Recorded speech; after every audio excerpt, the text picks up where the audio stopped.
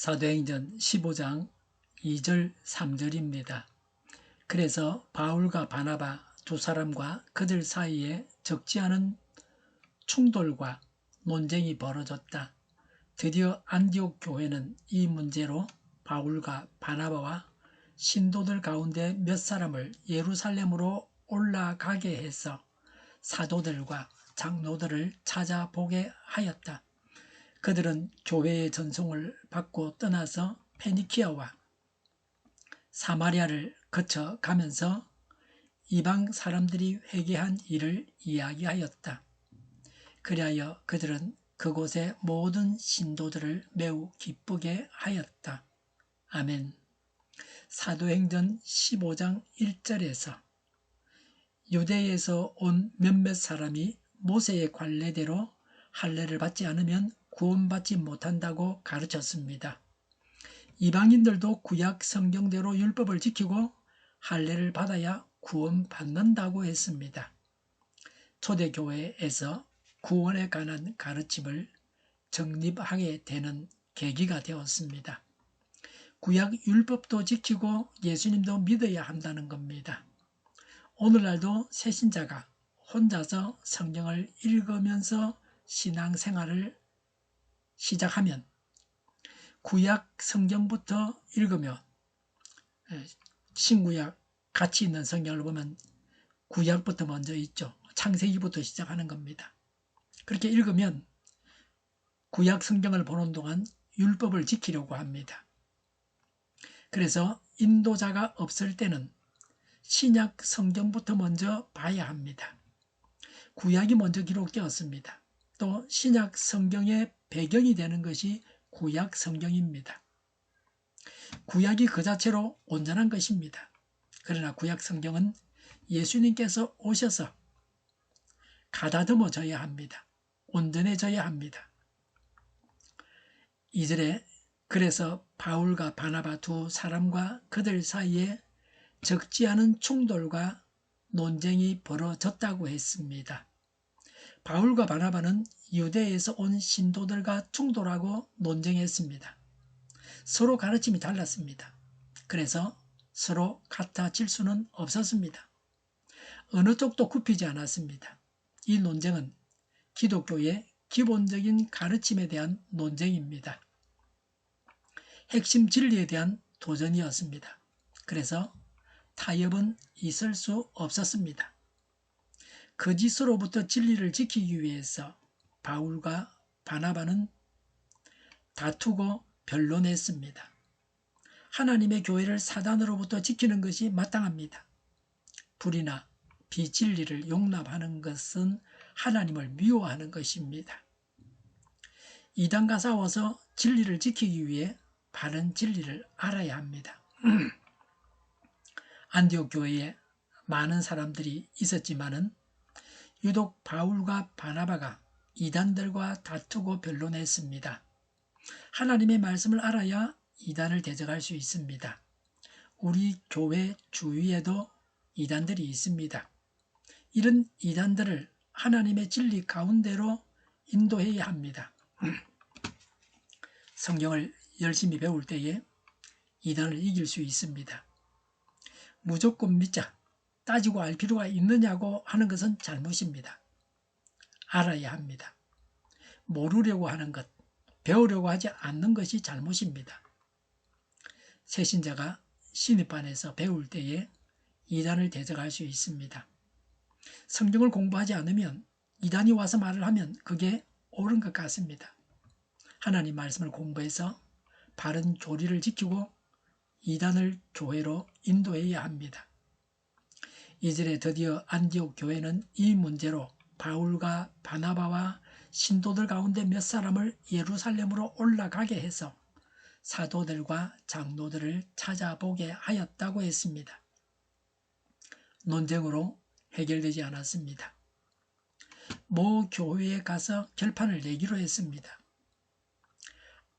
수리아 안디옥 교회에 발생한 문제는 모 교회인 예루살렘 교회에 가서 해결하려고 했습니다.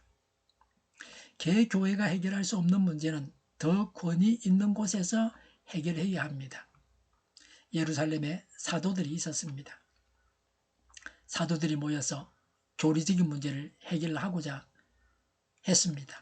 사실은 바울만큼 이런 구원의 진리에 확실하게 잘 아는 사람도 사실은 없습니다. 어떤 사도보다 바울이 더 잘 알고 있었습니다.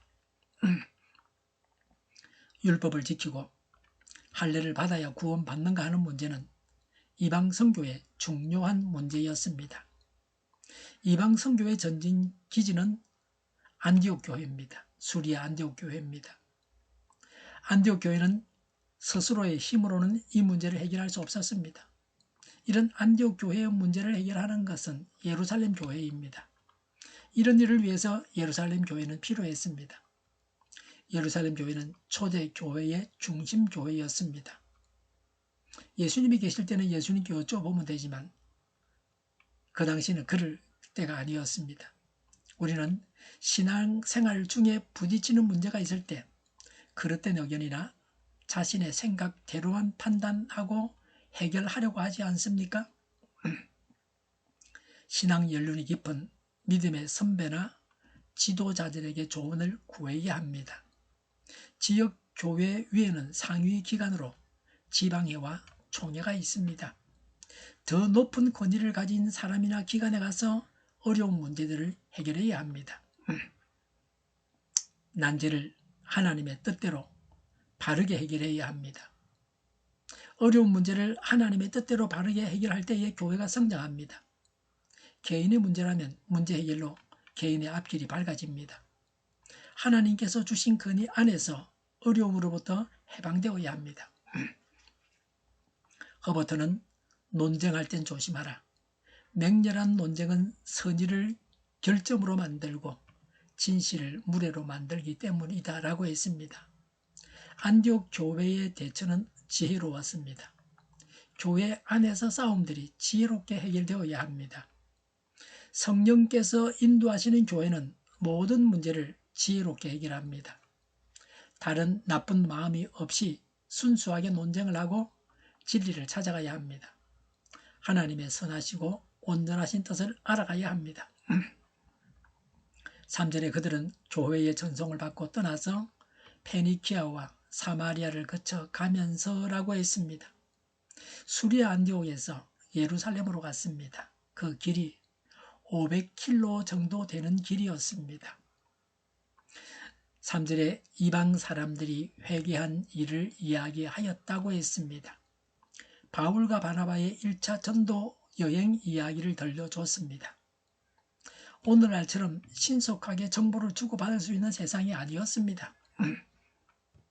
그래서 가면서 만나는 사람들에게 1차 전도 여행의 결과 많은 사람들이 예수 믿고 구원받았다는 사실을 알려줬습니다.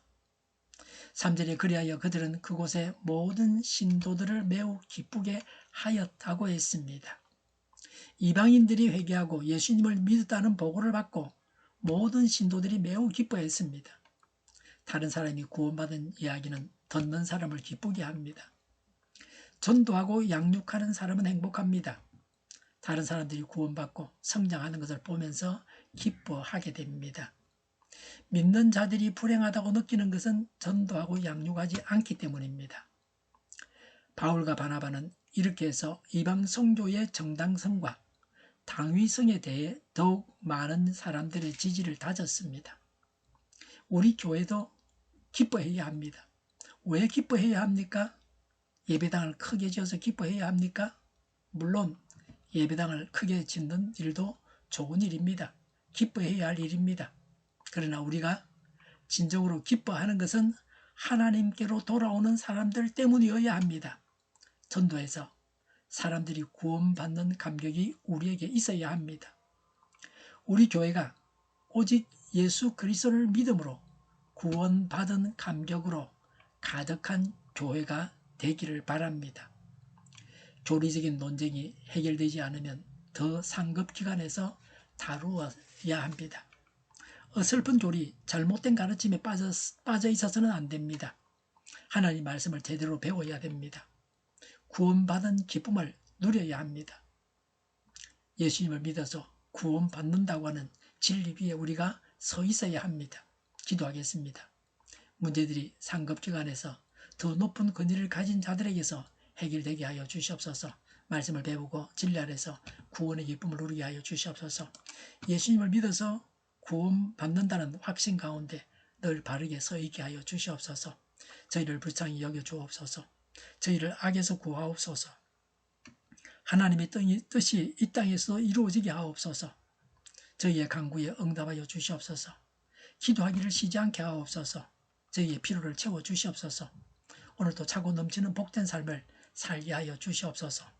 감사와 찬양을 주님께 돌려드리며 예수님의 이름으로 기도하옵나이다. 아멘.